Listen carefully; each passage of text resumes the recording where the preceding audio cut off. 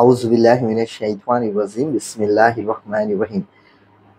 Autism এবং autism spectrum disorder, বা বিশেষ চাহিদা সম্পন্ন যারা আছেন, down syndrome, cerebral পলসি, learning disability, attention deficit hyper activity disorder, ADHD, এই ধরনের বিশেষ চাহিদা সম্পন্ন শিশুদের জন্য ব্রিদিং, যোগব্যায়াম এবং মেডিটেশন, ব্রিদিং এক্সারসাইজ, যে ব্রিদিং এক্সারসাইজ, যোগব্যায়াম যেটা, যেটাকে ইয়োগা বলা হচ্ছে, ইয়োগা এবং মেডিটেশন এবং ইসলামিক দৃষ্টিকোণ থেকে পিতামাতার করণীয় এবং কিভাবে তারা বাচ্চাটাকে প্রশিক্ষণ দিবেন এই জিনিসগুলা, সেটা নিয়ে কিছু আলাপ করব। অটিজম এবং নিউরো ডেভেলপমেন্টাল শিশুদের জন্য শ্বাস প্রশ্বাসের অনুশীলন বা ব্রিদিং এক্সারসাইজ বা যোগব্যায়াম, ইয়োগা, বা ধ্যান বা মেডিটেশন খুবই উপকারী প্রমাণিত হয়েছে। যেমন তাদের মানসিক চাপ কমাতে, আচরণ নিয়ন্ত্রণে, মনোযোগ বৃদ্ধি বা ঘুমের উন্নতিতে অনেক ক্ষেত্রেই শিশুর আন্ডারস্ট্যান্ডিং লেভেলটা যদি একটা ভালো লেভেলে থাকে, তাহলে দেখা গেছে যে অনেকেই বলতেছে যে এটা ভালো কাজ করে থাকে, বিশেষ করে ব্রিদিং এক্সারসাইজ, ইয়োগা বা মেডিটেশন এগুলা। তবে মুসলিম পিতামাতাদের ক্ষেত্রে এই অনুশীলনের ক্ষেত্রে কিছু দ্বিধাদ্বন্দ্ব আছে, যেগুলো নিয়ে আজকে বিশেষ আলোচনা করব। বিশেষ করে যোগ ব্যায়াম বা মেডিটেশন ধর্মীয় দিক থেকে এটা গ্রহণযোগ্যতা নিয়ে কিছু কথা বলবো। এই প্রেক্ষাপটে নিচে ইসলামিক দৃষ্টিকোণ থেকে কিছু সহনীয় এবং উপযোগী কিছু গাইড আপনাদের সাথে শেয়ার করার চেষ্টা করছি।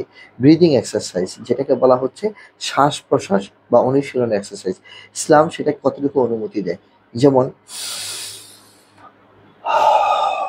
শ্বাস নেওয়া এবং শ্বাস ছাড়া, এটি কোনো ধর্মীয় আচরণের কোনো অংশ নয়। অতএব শরীরকে নিয়ন্ত্রণের জন্য বৈজ্ঞানিকভাবে কিন্তু আমরা যখনই আপনি শ্বাস নেবেন, দুই হাতটা কি করবেন, মুট করে ফেলবেন।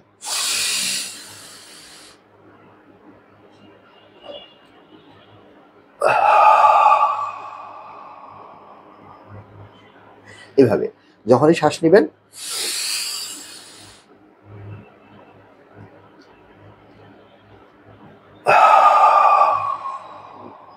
5 সেকেন্ড, 10 সেকেন্ড এভাবে কিন্তু আপনি করতে পারেন। 3, 4, 5 ব্রিদিং, 3 সেকেন্ডে শ্বাস নেওয়া, 4 সেকেন্ডে শ্বাস ধরে রাখা, 4 সেকেন্ড, 5 সেকেন্ডে শ্বাস ছাড়ার অভ্যাস। এভাবে কিন্তু আপনি ব্রিদিং এক্সারসাইজটা শিশুর সাথে প্রাথমিকভাবে করতে পারেন। ব্রিদিং এক্সারসাইজ নিয়ে ইনশাআল্লাহ পরবর্তীতে ডিটেলস কথা বলবো। এবার আসুন ইয়োগা। ইসলামিক দৃষ্টিকোণ থেকে এর কিছু চ্যালেঞ্জ আছে। তাহলে ব্রিদিং এর ক্ষেত্রে দেখলাম এটা কোনো চ্যালেঞ্জ না, এটা কেউ ধর্মীয় আচার-আচরণের ক্ষেত্রে এটা ইউজ করে না, তারা কোনো ধর্ম এটা ইউজ করে না। অতএব এটা সর্বজনীন, সবাই এটা প্র্যাকটিস করতে পারে। ইয়োগার ক্ষেত্রে কিছু চ্যালেঞ্জ আছে। ইয়োগার কিছু ব্যাপার, যারা ইয়োগা প্র্যাকটিস করেন বিশেষ করে মুসলিমরা, ব্যাপারটা একটু সাবধানে থাকবেন। ইয়োগা ক্লাসে বিশেষ করে তারা দেখা গেছে যে একটা নির্দিষ্ট ধর্মের কিছু গ্রন্থ বা কিছু কথাবার্তা, সেখানে কিছু পোজ বা কিছু উপাসনার, কিছু ইসলামিক, কিছু ঈশ্বরতাত্ত্বিক কিছু জিনিস বা কিছু মন্ত্র, কিছু উচ্চারণ তারা করে থাকে। বিশেষ করে হিন্দু ধর্মগ্রন্থের অনেক কিছুই আপনার এই ইয়োগাতে দেওয়া আছে। যেহেতু হিন্দু ধর্মের বেশিরভাগ মানুষরাই এই ইয়োগাটা বেশি প্র্যাকটিস করে থাকে। এখন আসেন এটার সমাধানটা কিভাবে করবো আমরা। এক্ষেত্রে দেখা গেছে যে ইয়োগার যে ধর্মীয় যে ব্যাপারগুলো আছে, তাদের ধর্মীয় ব্যাপারগুলোকে আমরা পরিহার করব, শ্রদ্ধা করে তাদের ধর্মের ব্যাপারটা তারা এটা করবে। এবং আমরা যেটা করব, তাদের কাছ থেকে আমরা যে স্ট্রেচিংটা, এই যে স্ট্রেচিং, ব্যালেন্স, পোশ্চার, এই জিনিসটা কিন্তু আমরা প্র্যাকটিস করতে পারি। যেমন স্ট্রেচিং এক্সারসাইজ, এই যে হাত দুটো উপরে নিচে করলাম, এখন এটা করলে তো আর ওই ধর্মের কিছু হবে না। মানে স্ট্রেচিং তো যে কেউ করতে পারে, তার বডি ব্যালেন্সের জন্য সে এই ধরনের মুভমেন্টগুলো করতে পারি, ঠিক না? এই যে পোশ্চার মেনটেন করা, স্ট্রেচিং করা, এই ধরনের করলাম, বা এই যে এইভাবে করলাম, এটাও কিন্তু স্ট্রেচিং। এই যে স্ট্রেচিংগুলো আমরা করব, আমরা করতে পারি, কোনো সমস্যা এখানে নাই।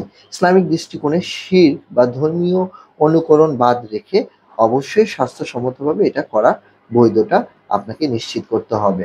ইবনে তাইমিয়া রহিমাতুল্লাহ উনি বলেন, যদি কোনো কাফেরের অভ্যাস গ্রহণ করা হয় এমনভাবে যে তা ধর্মীয় রীতি হিসাবে নয়, বরং উপকারজনক হিসাবে হয়, তাহলে তা হারাম নয়।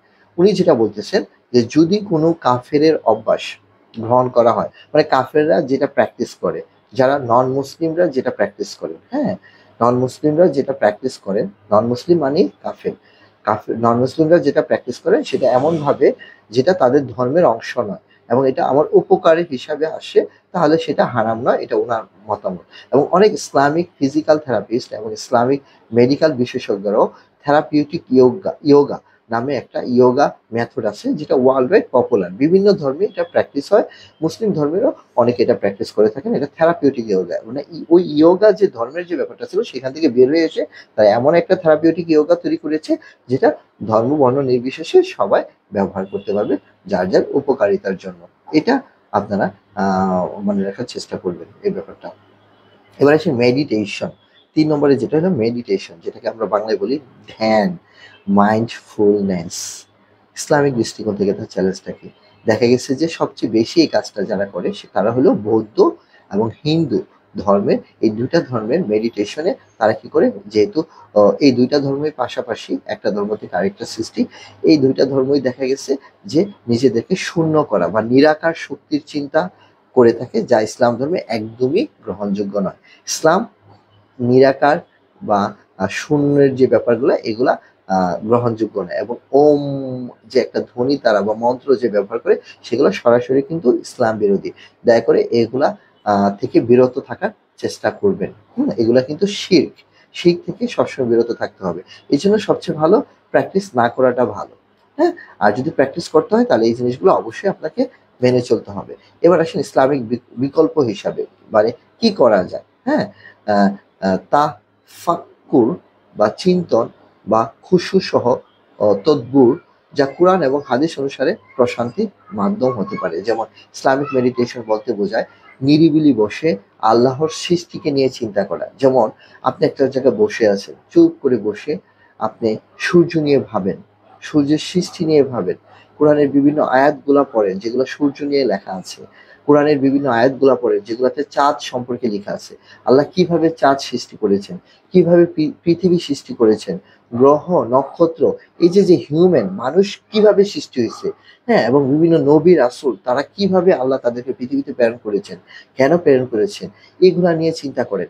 সাগর নিয়ে চিন্তা করেন, সাগরের রহস্য নিয়ে চিন্তা করেন, আল্লাহর যত সৃষ্টি আছে সেগুলাকে নিয়ে আপনি ভাবেন। একটা ছোট একটা পিঁপড়া নিয়ে চিন্তা করেন, পিঁপড়ার উপরে কিন্তু কোরআনে একটা সূরা আছে, হ্যাঁ, অনেক বড় সূরা আছে, কোরআনের সবচেয়ে বড় সূরাটাই কিন্তু একটা গাভীকে নিয়ে, ঠিক না, সূরা বাকারা।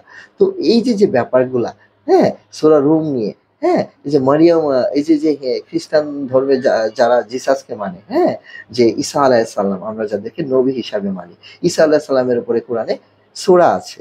তো এই যে এই জিনিসগুলো নিয়ে আপনারা ভাবেন, এইটা কিন্তু ইসলামে অনুমোদিত, এটাকে বলে ইসলামিক মেডিটেশন। ধীর বা স্থিরভাবে আপনি না উজু করেন, উজু করে আপনি তসবিহ হাতে নেন, তসবিহ হাতে নিয়ে সুবহানাল্লাহ, আলহামদুলিল্লাহ, ওয়ালা ইলাহা ইল্লাল্লাহ, আল্লাহু আকবার, সুবহানাল্লাহ, আলহামদুলিল্লাহ, ওয়ালা ইলাহা ইল্লাল্লাহ, আল্লাহু আকবার, সুবহানাল্লাহ, আলহামদুলিল্লাহ, ওয়ালা ইলাহা ইল্লাল্লাহ, আল্লাহু আকবার। এই যে ইসলামে এই যে হার্টফুলনেসটা, এই যে গুড কনসাসনেস, হ্যাঁ, তাকওয়া যেটাকে আমরা বলতেছি, সেগুলোও কিন্তু মানসিক প্রশান্তির একটা পদ্ধতি, ঠিক না? তাহলে পিতামাতা হিসেবে আমরা কি করতে পারি, যে সম্মত এবং বৈজ্ঞানিকভাবে গ্রহণযোগ্য, যেমন শুধুমাত্র চিকিৎসক বা ইসলামিক স্কলারদের পরামর্শে যে ব্যাপারগুলো আছে সেগুলো আমরা অবশ্যই গ্রহণ করব, সেগুলো নিয়ে আমরা বাচ্চার সাথে কাজ করব।